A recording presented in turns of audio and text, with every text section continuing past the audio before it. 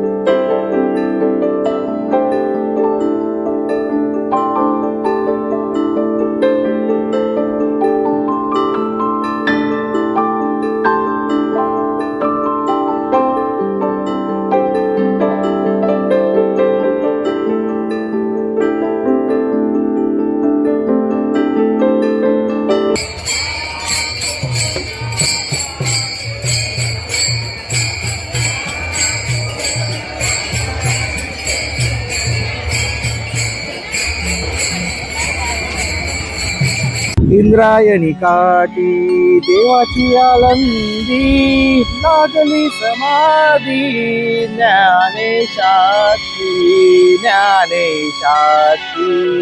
इंद्रायणी काठी। तर मित्रांनो, आपण आहोत आता इंद्रायणी काठी। तुम्ही बघू शकता इथे जनसमूह बघू शकता तुम्ही, अखंड जनसमूह भक्तिमय वातावरणात ज्ञानेश्वराच्या दर्शनासाठी आलेले आहेत। तर आज आहे कार्तिकी एकादशी। कार्तिकी एकादशीचा महत्व म्हणजे आषाढी एकादशी जशी पंढरपुरात, तशी कार्तिकी एकादशी म्हणजे आळंदी, हे समीकरणच आहे।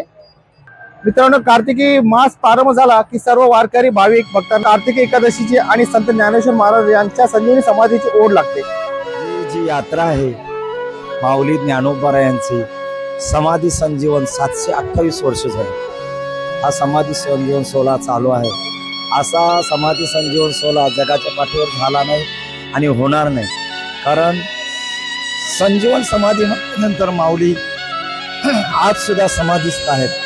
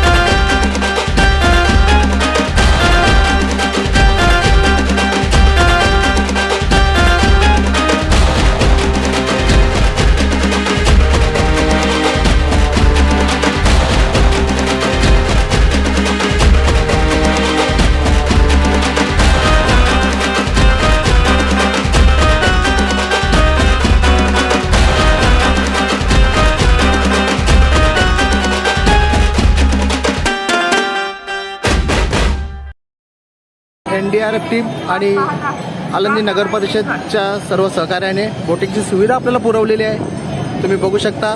आणि हा सभोवतालचा परिसर बघा, तर तुम्ही बघू शकता दिवस रात्र 24 तास NDRF टीम आहे. ही काही दुर्घटना घडू नये याची खूप काळजी घेते.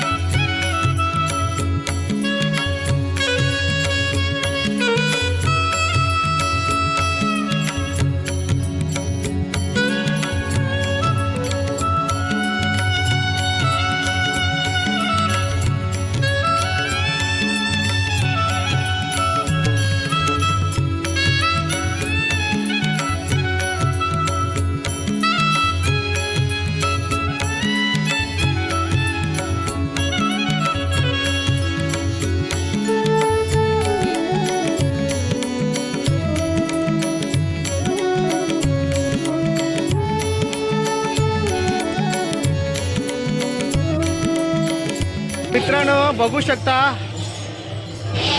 देवाच्या आळंदीमध्ये हा भक्तगण आणि वारकरी संप्रदाय कसा हरिनामाच्या गजरात तल्लीन झालेला आहे, तुम्ही बघू शकता.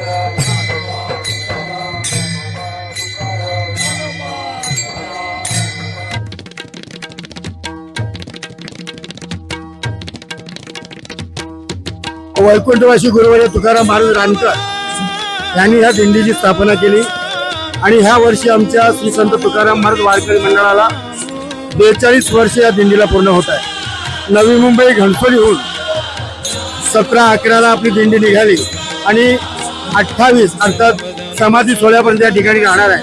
नवी मुंबईतील प्रत्येक गावातील ठाणे जिल्ह्यातील माणसं असतात, महाराष्ट्रातील माणसं असतात, अशा पद्धतीने डीजेला आपली दिंडी निघते आणि अष्टमीला या ठिकाणी पोहोचते आणि त्रयोदशीला पुन्हा आपला परतीचा प्रवास या ठिकाणी होत असतो.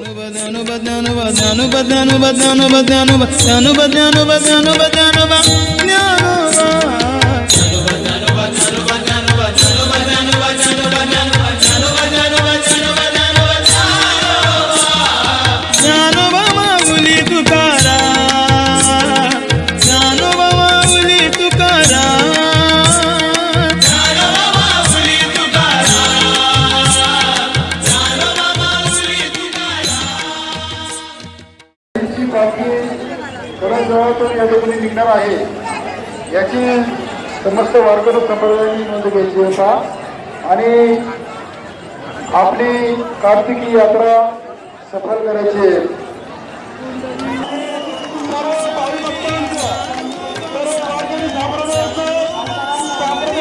आध्यात्मिक क्षेत्रात उच्च असे प्रख्यात कीर्तनकार मृदंगमणी गायनाचार्य टाळकरी त्याचप्रमाणे विविध गावचे सर्व संत ज्ञानेश्वर महाराज संस्थान समिती ऋण व्यक्त करत आहे. तर मित्रांनो, आता तुम्ही जो बघितला तो क्षण होता ज्ञानेश्वर माऊलीची जी पालखी आहे ती आता इंद्रायणी काठी जाणार आहे, तिथून पुढे मार्गस्थ होणार आहे. तर खूप छान वाटलं मला. मंदिराचा परिसर, मंदिराची स्वच्छता.